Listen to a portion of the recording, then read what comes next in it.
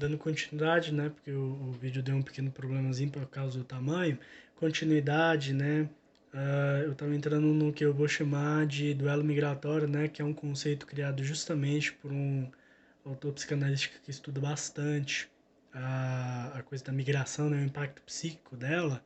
O duelo migratório é um termo em espanhol onde duelo, né, pode significar ao mesmo tempo o embate de duas forças, mas o autor principalmente dá a ideia, né, da tradução de dolor, né, que é de dor, ou, né, mais diretamente para o português, luto. Então, o duelo migratório também seria o luto migratório, que é a perda desses objetos, e conferiria uma função muito análoga ao que seria a melancolia, né? Já que você perde os objetos, já que você tem a falta dos objetos, né? Você pode acabar desenvolvendo uma percepção de perda, né?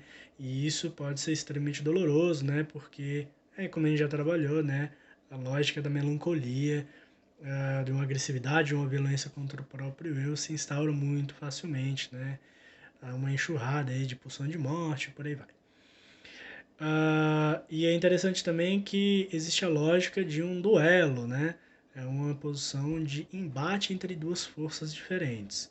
Então, se o adolescente passa já por esse momento aí de migração, onde ele já passa, né, pela questão do próprio desenvolvimento da sua própria identidade, ele tem que fazer isso quase duas vezes, né? Porque ele perde o objeto de origem, mas ele ainda estava formando sua identidade, como é que ele faz, né?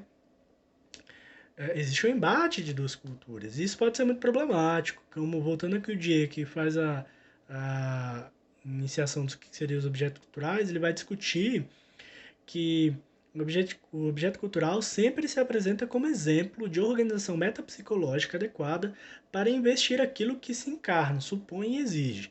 É por isso que o confronto de objetos culturais acaba sendo, na maioria das vezes, agônico, né? Aquilo que gera agonia, como um encontro conflituoso de interpretações decorrentes de premissas axiológicas e antropológicas possivelmente diferentes. Então, assim, então seria a pior coisa possível um adolescente fazer parte do processo de migração? Não necessariamente, né? Eu vou discutir muito pelo contrário, isso pode ser muito interessante, inclusive para o adolescente.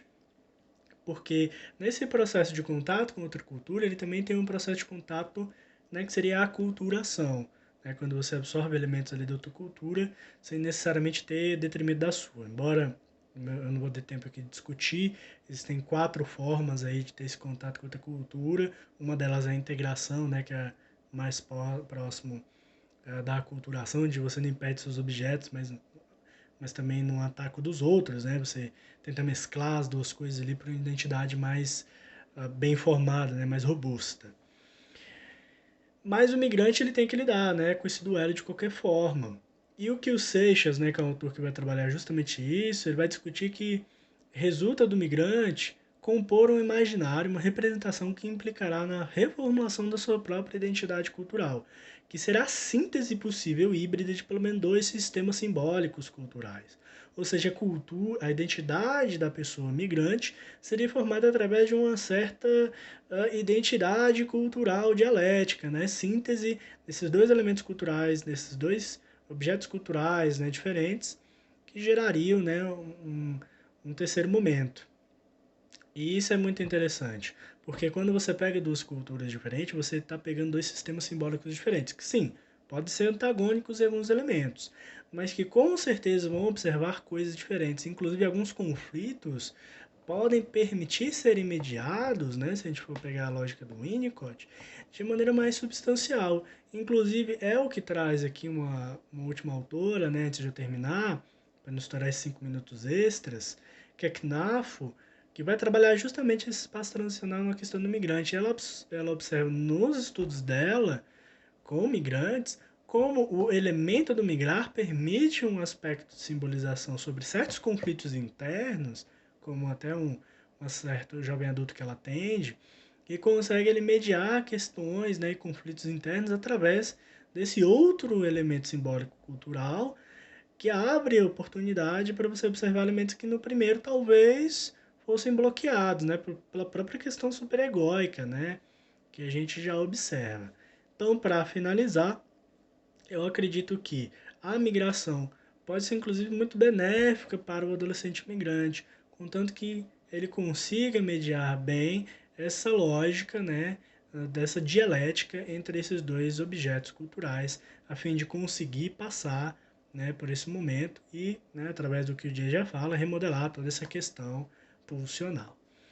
Desculpa ter passado um pouco do tempo, né? No final acho que deu 26 minutos no total, mas já que eu estou no vídeo, eu queria passar um pouquinho mais para eu ter tempo de falar tudo que eu queria. Gostaria muito que os colegas pudessem comentar, né, alguma dúvida ou algo do tipo.